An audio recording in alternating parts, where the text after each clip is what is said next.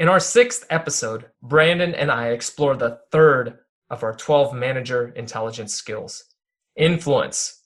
You will learn what this skill is, why the best managers have honed and developed it, and some practical tools you can utilize to develop this skill. Let's dive right in.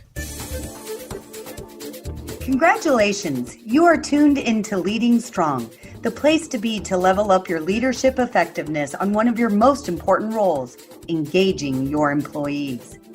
Managers are responsible for at least 70% of their employees' engagement. The best managers, like you, lead strong by constantly honing and developing the skills needed to keep their teams engaged. Your hosts, Darren Veresamy and Brandon Miller, are the co-founders of 34 Strong, a company that creates great places to work. Their team has worked in Fortune 500 companies, government agencies, and small businesses to lead strong. Now over to Darren.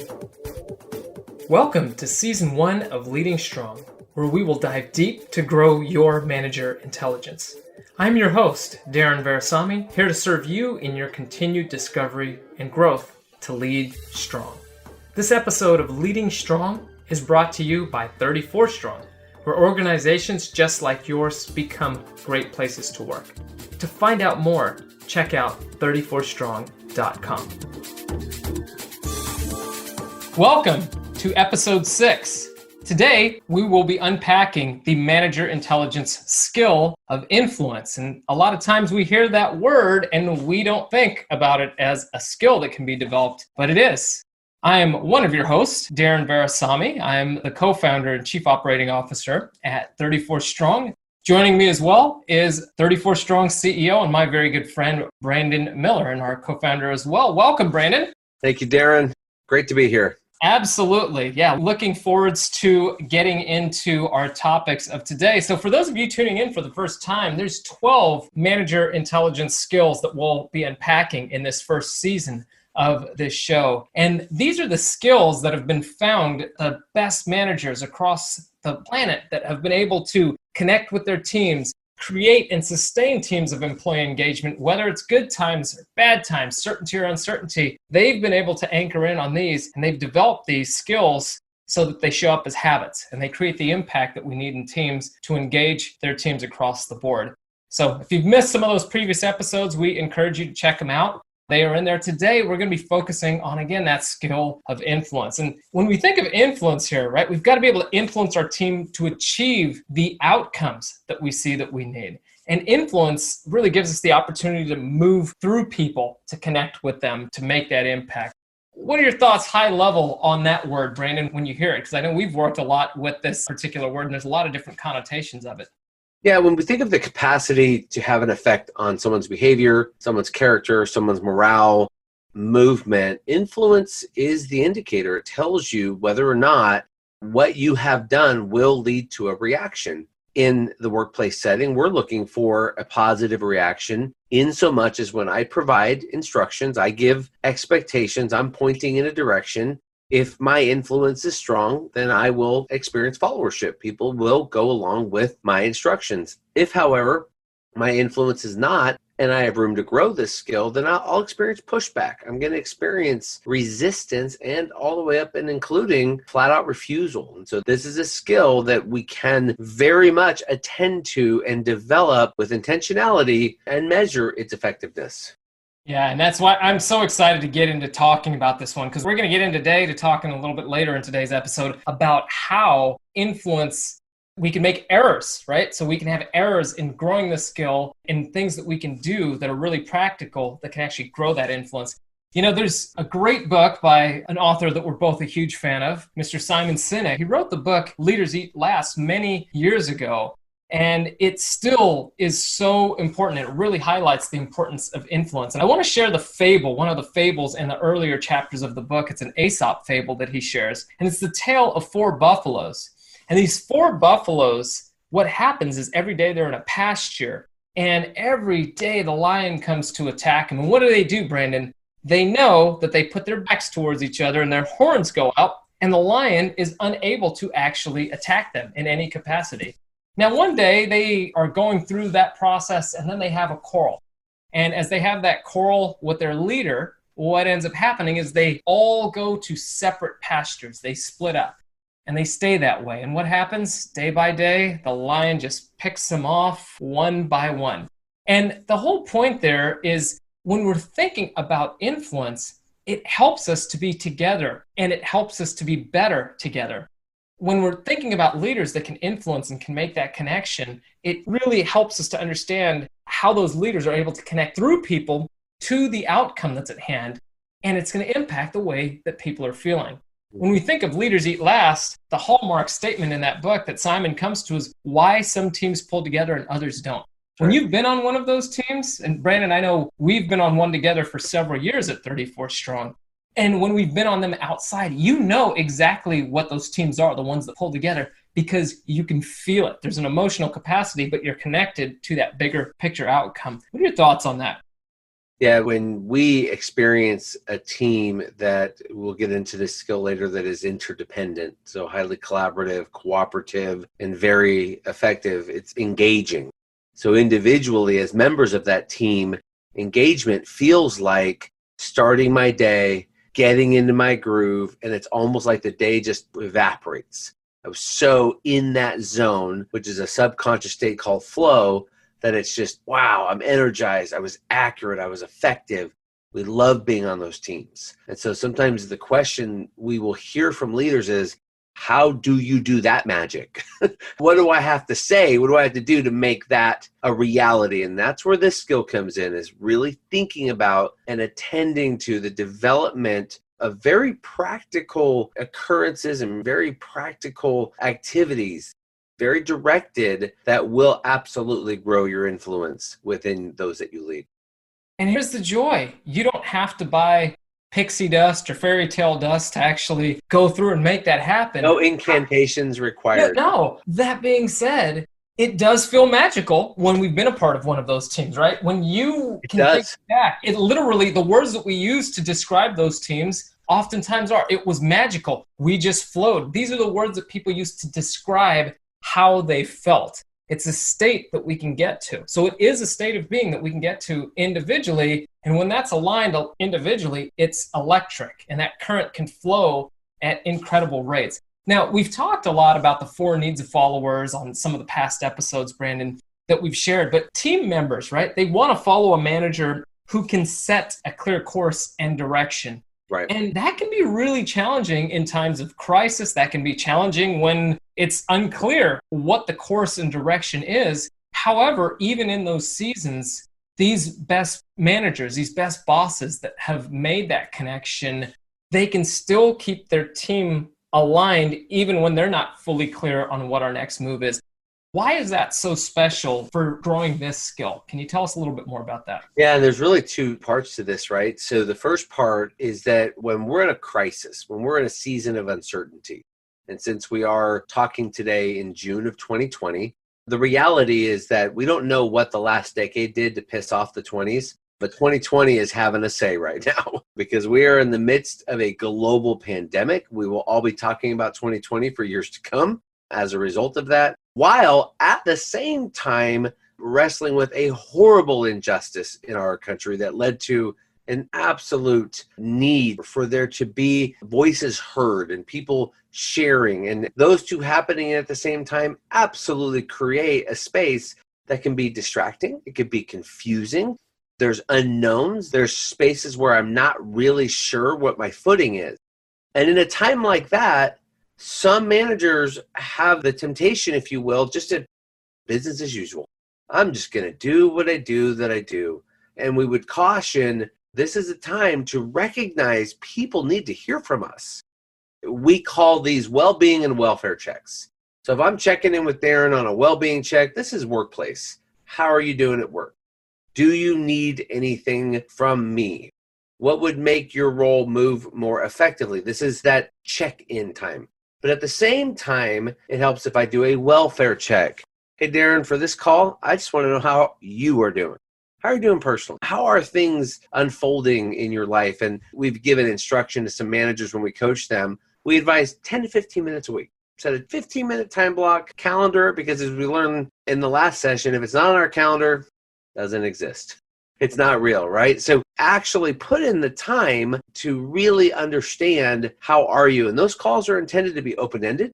Those calls are intended to let someone share. I had a manager, Darren, recently say, what do I do if after like 3 or 4 minutes into the call, they don't have anything else to say? And I said, well, you just end the call. Let them go. And that's the important piece of the puzzle for us all to hear, because we can get so caught on just checking the boxes. It has to be same for everybody. Some of your team members are going to need a little more time. You're going to have some that are set that 3 minutes. I'm good. I'm okay. I feel strong. I'm all right. And they're going to keep running. They're going to be steady Eddie running along. They need a little more than 10 minutes, right? So you're going to have that balance, and it's critical to know. Brandon, you articulate this better than I do, but share the cactus and orchid analogy. Yeah, so the reality of people who require recognition has a range. So some of us are self-contained units most of the time. And some of us don't even like to be drawn attention to. And we call these the cactuses. A little bit of recognition goes a long, long way with these folks. They can really sustain a little bit of praise. And even that, they like it private. Don't embarrass me. They can be mortified if you publicly recognize them. On the opposite side, you have our friends who need a little spritz, a little misting just about every day. These are our orchids. They need to know I'm okay, because if they start to go too long, like an orchid, it won't work well. They'll start to feel and start to get antsy, if you will. Is everything all right? Did I do anything? Is there something I need to ask you about? Are you sure I'm okay? And knowing who is vital, because as we discussed with the skill to individualize and growing that skill, it's our job to know who's who. Well, with influence, if you want to elevate it, this is how we connect these skills. If I know you need recognition and I'm withholding it, my influence will decrease. You will struggle to follow me. However, if I am trying to overwater you also, hey, you okay? You doing good, Darren? I think you're doing great. I love what you're doing. You're going to start to go, dude, back up. I need some space. That's all I need from you as a manager. It's going to go down. Yeah. And so that's an important part of understanding. And it's a great question, because that's a little shift there. And then some people fall in the middle, right? You got to sort it out. But it's a very clear and present way that you can grow influence. Yeah, that's important, right? So again, we want to remind you, if you aren't sure if your people are orchids or cactus or somewhere in between or who's who, encourage you to listen back to our episode on individualize. It talks exactly about that skill, and we'll give you some techniques and steps that you can do to unlock how to uncover that in your team that you lead. Brandon, let's talk about the key words that describe a leader that is strong in the lens of influence, that has developed this skill and that is managing from that place. As we always do, we're going to unpack some of the highs and the lows of the influence skill, right? So these skills, when they show up in the high level, they can be really impactful exactly as we want them to be. When they're showing up low, they are not moving in the way that we hope to have them. In fact, they could be working completely against us. Take us through some of these.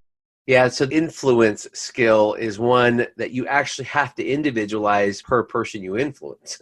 So you can score this for a team, a group, whatever way you describe your department. Do I generally see my team follow me? But then you can get it down to an individual. Does this particular team member follow my lead? Because that is really the essence of what a 5 out of 5 is, if you will, or mastery influence, is that I am an outcome-driven person. I'm very clear with my expectations. I'm very clear in how you would define excellence.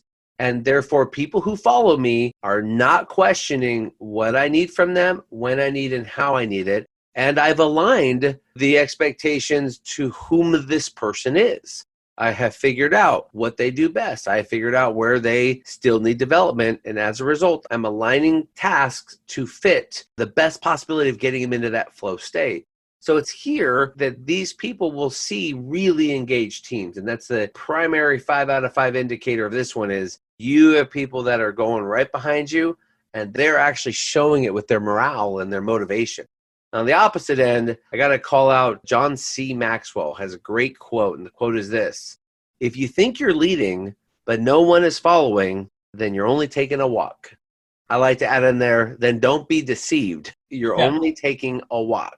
Taking a walk is good, But if we're Right. trying to influence and we look back and we see that, that's not exactly what we want to see, right? Tell us a little more about that. No, this is where at a one, so one, not motivated, getting pushback, I'm getting resistance, up to and including full stop refusal. No, I won't do it. That would be a one in influence. That would mean you have work to do either with the individual that you might score yourself with. And it's a great assessment, Darren, to take your team and actually rate per person. Where do I see my influence with this person? And it will probably bring you back to individualize and integrity, because those two probably could use some tuning to continue to advance influence as a manager intelligence skill. Yeah, you can do this on a scale of 1 to 5, kind of your own homemade Likert scale, just kind of evaluate where you rank and kind of going through these. Now, some of the key words that describe influence, what would be one or two of those that you would say that really stand out for a leader that's really strong in this skill? I think we have to use the word movement. If I'm moving from here to there, point A to point B, then a leader has someone else following them from point A to point B. So influence will equal movement. You're going to see progress. And if we are making progress, and the second key word I would add is achievement. We are getting something done, and that has a significant impact on people's work. Because if most of us in management roles, and we're going to share these three positions very often, in someone's mind and heart, not just the team, but this is per person, either occupy the advocate, the adversary, or the ambivalent. I will be one of those three things in that person's mind and heart. Well, if I'm their advocate and they see that in me, then likely I'm going to see movement toward an achievement. That's pretty critical. And one of the pieces that you'd shared, you actually already took us through some of the influencing error that we want to avoid. So I want to repeat that for everybody. Proceeding with business as usual when we're in a crisis situation, whatever that is. 2020 has been quite the year, as we've said. There's other times, though. It doesn't have to be 2020. Before 2020, we would think of a lot of other events as crises. And we, right now, are probably wishing that we had those to deal with because of what's been brought forth in so many ways. But proceeding with business as usual when in a crisis, you talked about the workplace well-being and personal welfare checks being a way that we can grow influence. Do you have maybe one other example that you can provide about an error that we can avoid as when trying to grow influence? What's something you want to avoid? We'll go down the path of advocacy. So as an advocate to someone on my team, one of my primary roles is to remove the obstacles out of their way. So an error would be to leave them to fend for themselves. In that place, someone might perceive me as either, are you against me? Are you trying to set me up to fail? Or worse, do you even care? If compassion is a primary need of followers, ambivalence, one way or the other, just do what you do, I don't seem to care, I don't seem to be invested and involved with you, then you're going to receive pushback there. So a really critical way to grow influence is you are to see and solve growth restrictive issues. If that is something you take care to do and you are aware of that role and responsibility, and that could look as simple, Darren, as making sure people have the resources they need to do the job you're asking them to do. That could make sure that the conditions are favorable so they're safe for them. In this COVID-19 reality, this is a massive concern for people. We want to know that you're thinking about me and you're making sure that I'm safe at work. It has never, at least in our lifetimes, been more pressing in this season than let's make sure people are safe. So in that, removing those obstacles is really a way to grow the influence, but leaving people to fend for themselves, it will decline. And I would offer rapidly. It will move down to where people go, hey, look, if you don't care, why should I? And that's something you want to avoid. And that's definitely not a way to elevate engagement on your team. Again, one of the manager's key roles that often gets overlooked, we've addressed many times before in some of our previous episodes, the piece that often gets overlooked, Brandon, is the fact that a manager is the one that's responsible for an employee's engagement. What's the old statistics say from Gallup that we found is simply this: at least 70% of an employee's engagement is tied directly to who? Their manager. People don't quit bad organizations. They don't quit bad companies. They're quitting their boss. And this can tip in either direction very, very quickly. And it's just by some of our behavioral patterns that we have. So you can actually go through and grow this skill in what you're doing. One of the pieces that's come up from some of the elements that we've talked about in the past with integrity and having that as a skill and accountability. Now, one of the pieces we have to watch out for is sometimes creating accountability can trip the trigger for a manager to step into the place, cross the line of accountability and into the level of micromanagement. That's obviously an influencing error to avoid. Any tips on how to break through or even catch if a manager is stepping into that pattern, that cycle? Yeah, I was working with an organization and a manager who knew she was a micromanager and shared that with me. And I had asked, well, what is that like? She goes, well, if you ask one of my team members how it goes is I will give them an assignment. I will tell them how to do the assignment. And if they count down in their head till about 30, they know I'm going to come back and take the assignment, especially if it's ad hoc. And I said, really? So you're aware that you do this? She goes, I really am. I know that in my mind, I'm trying to be well-meaning, but in their mind, I just don't trust them. And as much as I thought that was extreme, when I spoke with the direct reports, they were, oh yeah, we have to fight to keep work because she's so concerned about it being, air quotes, Darren, done right. And that is a fast way to get people feeling like, then why am I here? Why am I working with you? What is this? Is this about you as an individual contributor? Why are you being a boss with a team? You're not a team leader. You're an individual contributor. Go back and do that job. And that's an important distinction that growing influence requires leadership. It requires that I am in the lead and I am taking people from one place to another and the destination matters. That tells me we made it there, not me made it there. Yeah, and I want to pick up on that because for leaders, when we're going through this or when we've just moved into management, depending on where you're at in your management career, we have to remember a lot of times what got us here to becoming a manager is not what's going to get us there. A lot of times, your performance as an individual contributor, somebody's performance as an individual contributor, they've done incredibly well. And the next step that happens, because they've been there for long enough, they move into management. So what do? We keep on the line of trying to do the things that we did previously as an individual contributor. There's a shift that has to take place. Influence is the glue, and it's a big part of the shift that has to take place because you might still have some individual contributions that you need to make. However, it's really creating that alignment on your team that's so powerful.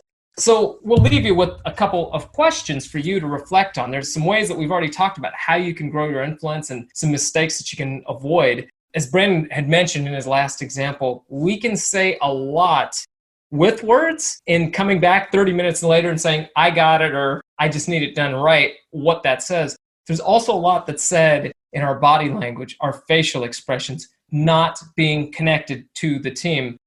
Looking at our phone when we're talking to somebody, those pieces actually derail some of the trust. So we have to actually ask, are the actions that we're taking building that trust? And a big part of that starts, the way you're going to grow influence is by having that foundation of trust there. So I want to just throw a question at you. How will you get the person you selected to like you and trust you more? So if you're looking at your team, we encourage you to pick one person on your team that you'd like to grow influence with. Over time, it needs to be the whole team. However, the way that we do this is one person at a time. One of the things, Brandon, you mentioned, I think that was so important is influence happens. We look at it as a team. However, we got to make sure that we're connecting and hitting the right buttons on each person, right? That's right. So we've got to individualize that a little bit in what we're going through. So we've actually got to be really intentional in asking, how are we going to go through that? And if you're self-aware like the leader is that Brandon talked about, how are you going to shift that? What are your pathways that you're going to shift? Were there some of the errors that we talked about and some of the growth paths that you could step into kind of grow that? And then the other piece as well is just the relaxation piece, right? You want to talk about that for a minute? Just not being antsy as a leader. What does that communicate, Brandon? I think when people work for someone that just is restless and antsy and moving about, it leaves us unsettled. And then it starts to create in our minds a lack of predictability. That has an impact on our ability to follow you because we don't know where you're taking us. And so we can experience leaders with fits and starts and, oh, I should, I shouldn't, I should. And though some of us naturally, our personalities do tend to take more time making decisions, or we make fast ones and then course correct, it is very helpful to breathe, make your way through with health and focus. Because one thing if I'm driving from here to the store, but if you're trying to follow me from here to the store and I'm driving erratic, I'm weaving in and out of traffic, I'm stopping and going, you're going to go, dude, I can't follow you to the store if you're going to drive like that. Right. And that's antsy. It's not consistent. So when we talk about this, we're meaning create a lane. Be aware there's someone trying to follow you, and that's influence. You're getting them to where we are going. It's exactly what it is. So that gives you some of the points for the manager intelligence skill of influence. We hope you've enjoyed today's episode. Be sure to check out the previous episodes as well to learn more of some of the other skills and some of the lead-in episodes that actually discuss what manager intelligence is. We're committed to helping to grow the best managers that are out there because we know employee engagement rises and falls on that in organizations, and that ripples over into the way that we're showing up at home in our community. So we're committed to helping you however we can in that space. Thank you so much for your insights this week, Brandon, as always. Very, very insightful. And we want you to make sure that you tune in next week where we will be talking about the manager intelligence skill of inspiration. Yes, that's actually a skill, and we're going to unpack that in next week's episode. Thank you so much for tuning in. We'll catch you next time. Take care. If you want to continue your growth in Leading Strong by hanging out with others committed to Leading Strong, join one of our LinkedIn or Facebook groups by looking for the Leading Strong Show.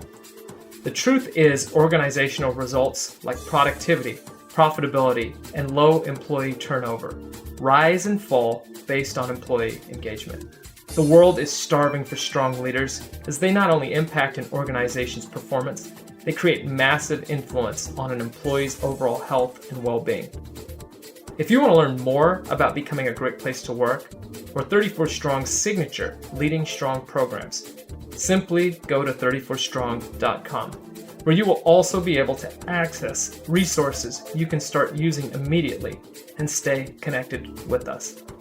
I want to thank you for sharing this episode with everyone you know who will benefit. Be sure to subscribe through your favorite podcasting channels, and please leave us a review. A big shout out to Wendell Fishman for writing and arranging the tune Aunt Lion for Leading Strong. Remember, everyone deserves a great place to work, and any workplace can be great. You can create culture by intention and design, and change happens with every life you touch. I am Darren Verasamy, here to help you lead strong. Until next time, my friends, I'm out.